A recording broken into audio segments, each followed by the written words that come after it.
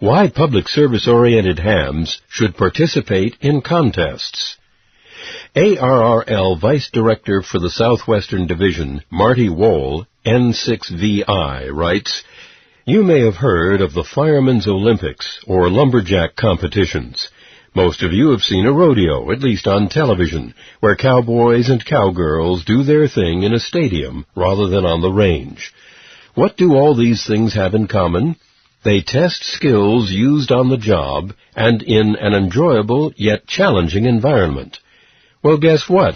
Amateur radio operators compete too in a variety of contests held throughout the country and the world. We call this contesting. Radio contests are training that improves our ability to do whatever else we do in amateur radio more effectively. Contesting helps prepare us for demanding communication tasks, such as might be encountered during a major disaster. Why do I call contests training events? Well, simply put, all the skills built through contesting experience are valuable in emergency communication situations.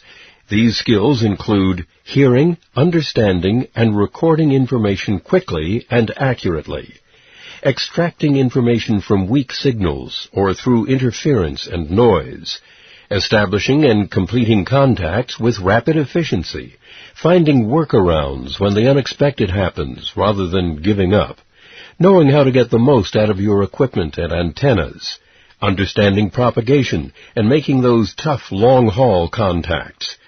Each contest has its own unique rules that define the challenge. There are specific starting and ending times. There is a defined exchange, a set of information that must be sent, received, and logged accurately.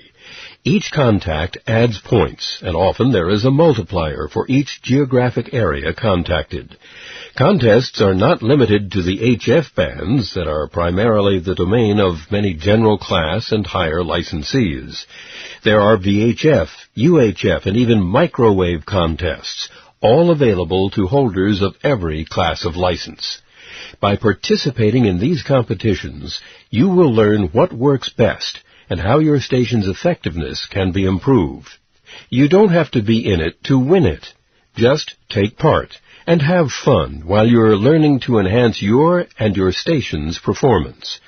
When former FCC Enforcement Bureau Chief Riley Hollingsworth, K4ZDH, addressed an audience of hams at a major radio convention a few years ago, he advised them to watch and learn from contesters. Mr. Hollingsworth said, "They are the best operators in the world." Having participated with many top-notch contesters myself over the last 4 decades, I would have to agree.